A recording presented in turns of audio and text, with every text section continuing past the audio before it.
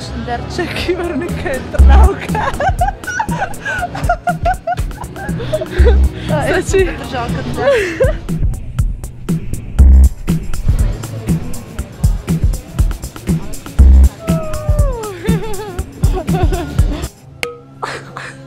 Super. Ďakujeme.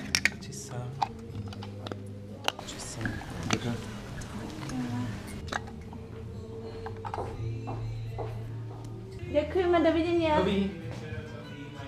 Aj vám. To bolo ale pekné posedenie, čo?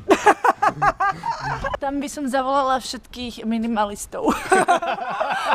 Miško, a ty čo budeš robiť na Silvestra? No ešte neviem, ale evidentne toto máme čierne na bielom. Silvester s pannou Máriou Ružencovou. Ešte kto nás pozýva brať pivo. Máme plán. Máme ponuky. Pípa nám chladnička, už sa nedá zatvoriť. Museli sme ju rozmrazovať. Všade je strašne veľa vody. Ako sprotáte vodu stadiaľto? No? Plechom na pečenie. Áno. A teraz idem na striedačku. Áno. Je 11:30, aj 5 minút. Vonku je tma, čiže v noci. Som unavená, vyčerpaná, ale som žienka domáca s Braňom domácim. Toto je Michalovská železničná stanica spojená s botanickou záhradou. Vidíme tu samé živé rastlinky a kaktusov alej.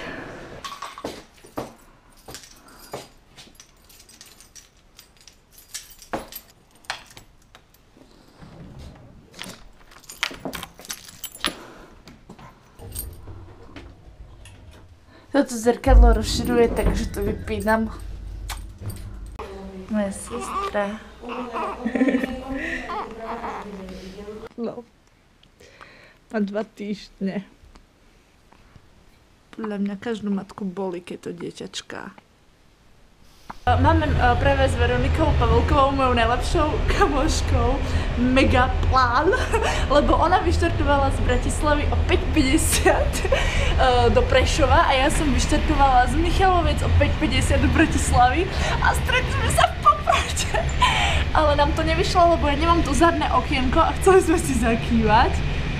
A teraz, neviem, vchádzame do Popradu, je to mega napínavé. Ani my.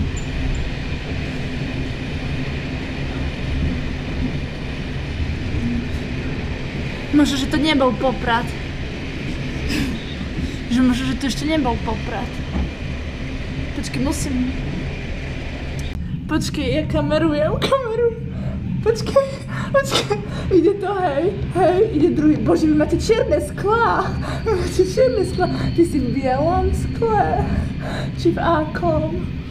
Ty si v poslednom vozni, hej. Ty si v poslednom... Hej. To je tvoj.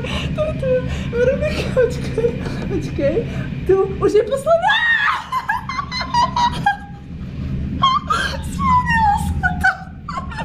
Spomnilo sa to. Smedeli sme sa.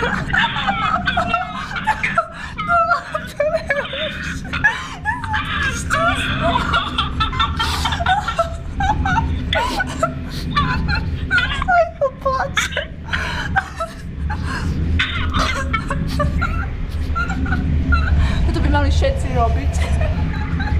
Nepláč. To bolo tak dobré.